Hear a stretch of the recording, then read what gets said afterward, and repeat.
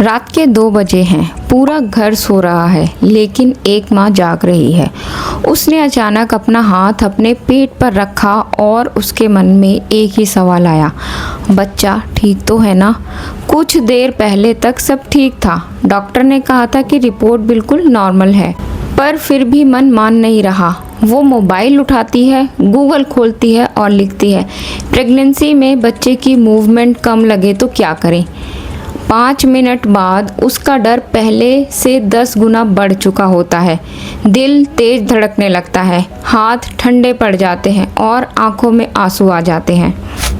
अगर आपने भी कभी ऐसा महसूस किया है तो सबसे पहले मैं आपसे एक बात कहना चाहती हूँ, आप अकेली नहीं हैं। दुनिया की लाखों वुमेन प्रेगनेंसी के दौरान ऐसे डर से गुजरती हैं, लेकिन सबसे बड़ा सवाल ये है, क्या ये डर नॉर्मल है या किसी खतरे की निशानी हो सकता है।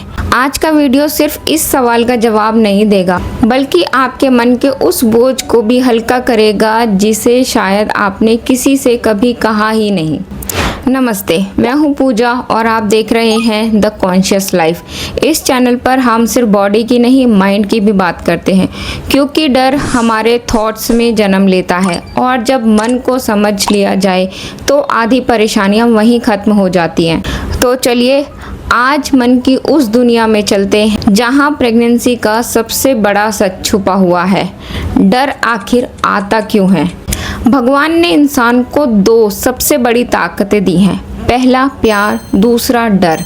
सुनकर अजीब लगा, लेकिन ज़रा सोचिए, जिस चीज़ से हमें सबसे ज़्यादा प्यार होता है उसी को खोने का डर भी सबसे ज़्यादा होता है। अभी बच्चा दुनिया में नहीं आया, तब भी माँ का दिल उससे जुड़ चुका होता है। यही अटैचमेंट दिमाग को पहले से ज़्यादा अलर्ट बना देती है। साइकोलॉजी कहती है जब किसी इंसान की रिस्पॉन्सिबिलिटी अचानक बढ़ जाती है तो उसका दिमाग हर पॉसिबल खतरे को जल्दी पहचानने की कोशिश करता है। यही वजह है कि प्रेगनेंसी में छोटी बात भी बड़ी लगने लगती है। आपका दिमाग आपके खिलाफ नहीं है। बहुत सी वुमेन सोचती है मेरे साथ ही ऐसा क्यों हो रहा है, लेकिन सच ये है आपका दिमाग आपके खिलाफ नहीं बल्कि आपके पक्ष में काम कर रहा है। हमारे दिमाग का एक हिस्सा जिसे एमिगडाला कहा जाता है, खतरे को पहचानने में इम्पॉर्टेंट रोल निभाता है। प्रेगनेंसी के दौरान इमोशनल चेंजेस और हार्मोनल चेंजेस की वजह से कई वुमेन में इमोशनल रिएक्शंस पहले से ज़्यादा इंटेंस महसूस हो सकते हैं। इसका मतलब ये नहीं कि कुछ गलत है, इसका मतलब है आपका बॉडी और माइंड एक नए जीवन के लिए खुद को प्रिपेयर कर रहा है। डर के 5 चेहरे। हर वुमेन एक जैसा नहीं डरती। किसी को मिसकैरेज का डर, किसी को डिलीवरी का, किसी को दर्द का, किसी को पैसे की टेंशन, किसी को लगता है कि मैं फ्यूचर में अच्छी माँ बनूंगी, और कुछ वुमेन को बिना किसी वजह बेचैनी होती रहती है। अगर आपके मन में भी ऐसे थॉट्स आते हैं तो इसका मतलब ये नहीं कि आप कमज़ोर हैं। इसका मतलब सिर्फ इतना है कि आपका मन बहुत बड़ी रिस्पॉन्सिबिलिटी को महसूस कर रहा है। गूगल सबसे बड़ा डॉक्टर नहीं है। एक छोटी सी बात बताइए, जब भी आपको कोई सिम्टम महसूस होता है सबसे पहले आप क्या करती हैं?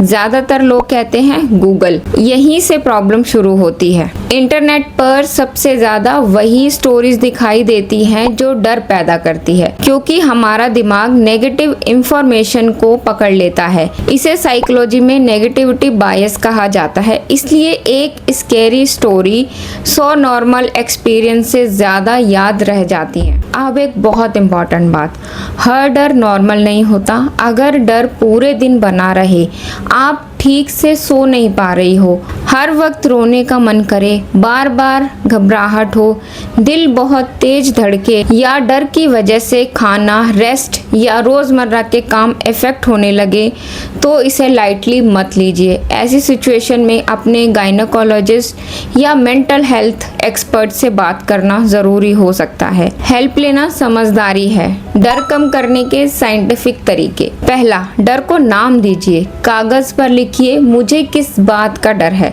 दूसरा, अपने आप से पूछिए क्या इसके कोई प्रूफ है।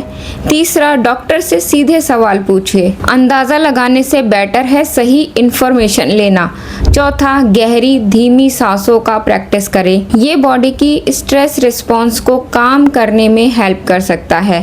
पांचवा, हर दिन अपने बच्चे से बात कीजिए, भले ही वो अभी जवाब ना दे, लेकिन ये प्रैक्टिस कई मदर्स को इमोशनल कनेक्शन और पीस का एक्सपीरियंस देती है।